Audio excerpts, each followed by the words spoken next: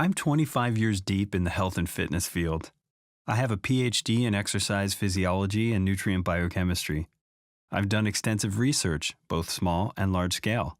I write on these topics, coach on these topics, and teach on these topics. I co-founded the world's largest nutrition coaching, certification, and software company. My doctor tells me my blood work looks perfect, and my wife tells me I look pretty good in a fitted shirt. But for all my expertise and fancy credentials, here's the question I get asked the most. So, JB, level with me. What's the best diet?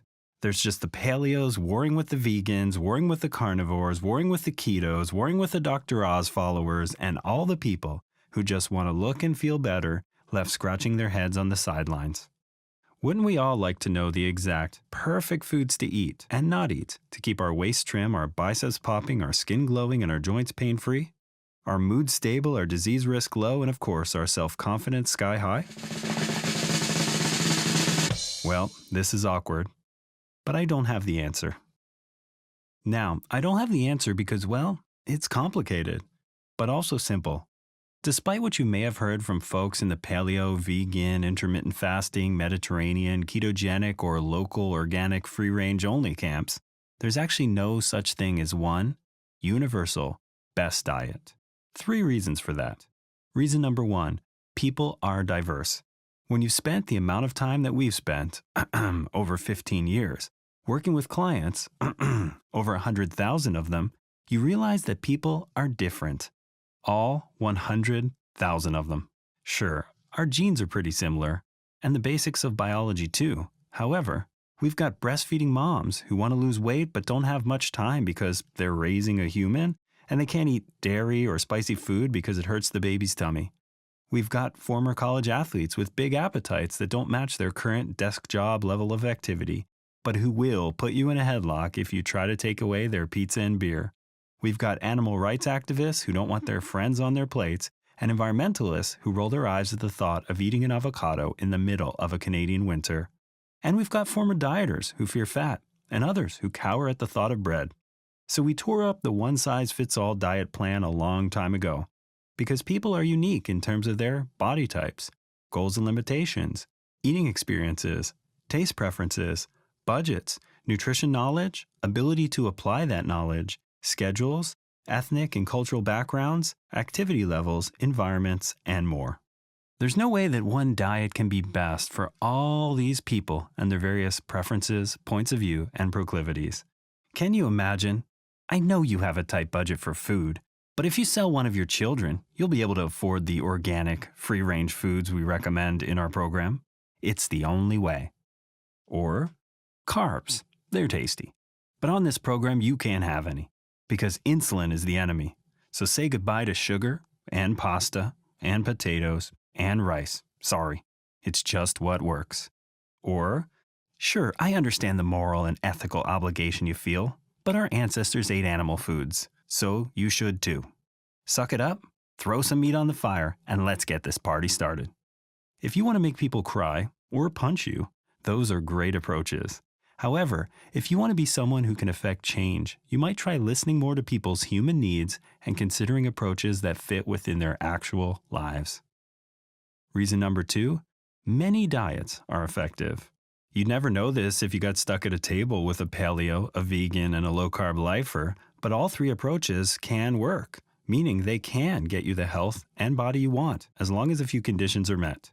All you have to do is take a look around the world to see that many traditional diets are associated with robust health, despite being very different in terms of composition. For example, the Mediterranean diet, which is high in plants and seafood and rich in olive oil. Traditional diets of the Arctic Inuit and African Maasai, which are high in fat and animal products with very few vegetables. The low-fat and high-starchy carb diet of the Katavans in the South Pacific. And the saturated fat-rich diet of the Tokelau, near New Zealand. Seemingly so different, yet all these diets are associated with low rates of obesity, metabolic disorders, and cardiovascular disease. But are they really that different? If we step back and look at the fundamentals of most popular and traditional diets, you'll notice that they actually have a lot in common. Imagine that. And likely it's the commonalities, not the differences, that produce the results. Commonalities like, first, They raise nutrition awareness and attention. Plain and simple, thinking more about what you eat leads to better choices because, hey, when you care about something, you're more likely to pay attention to it. And paying attention means more awareness of what you put into your grocery cart and in your mouth. Whether that attention is trained on avoiding carbs, eating more veggies, or only eating organic is irrelevant. It's the paying attention that matters. Next, they focus on food quality. Pretty much every nutrition camp recommends eating whole, minimally processed, nutrient-rich foods. That may be one of the most important nutrition interventions of all, regardless of the protein, carb, and fat breakdowns. Next, they eliminate nutrient deficiencies. Diets that have us eating more minimally processed, nutrient-rich foods also help us reduce many of the most common deficiencies, like deficiencies in water, certain vitamins and minerals, proteins, and essential fatty acids. Fix those, and you start looking and feeling better pretty quickly, regardless of whether you paleo or keto. Next, they help control appetite and food intake. Interestingly, when we're more aware of what we're eating, when we choose higher quality foods, and when we eliminate nutrient deficiencies, we almost always end up eating less total food because we feel more satisfied. No calorie counting needed. And finally, they promote regular exercise. When people start paying attention to their eating, they usually start thinking about physical activity too. And regular activity helps us turn the food we eat, whatever food that is, into functional tissue instead of extra fat. In the end, notice that these commonalities don't require that a diet is plant-based, animal-based, caveman-based, trendy, celebrity-endorsed, or reflective of specific macronutrient ratios. They only require that you pay attention, eat more high-quality, minimally processed food, and get moving through purposeful exercise. And reason number 3, habits beat food rules always. At Precision Nutrition, instead of giving out meal plans or enforcing strict diet rules, we teach long-term nutrition habits. That's because in real life, with real people, food rules, even the ones that are meant to be health-supporting, are too constraining to manage sanely and sustainably. Most people can follow a rigid diet for a period of time, and some people may even like the security and clarity of having a set of rules to follow. But in the long term, real life will interrupt that perfect diet. Like when work gets really busy and you don't have time to go to the farmer's market to get those local eggs and veggies. Or when you're vacationing in Italy and sticking to a low-carb diet would be so sad that, well, you might as well stay in your hotel room. When the plan goes to hell and you haven't built a more flexible skill set, what are you left with? That feeling of falling off the wagon and no guidelines at all. That's why we teach habits. They're more flexible and they build skills that work in the context of all kinds of different life stages, schedules, budgets, body types, and food preferences. The habits we teach, like eating a range of colorful fruits and vegetables, eating protein at each meal, eating slowly, and reducing low-nutrient foods, help people get healthy and fit in a way that feels doable to them, like for the rest of their lives. Because, people like to eat chocolate from time to time. And with some flexibility, a healthy diet can include chocolate, even the not dark kind. If a diet forbids chocolate, people go from extreme to extreme.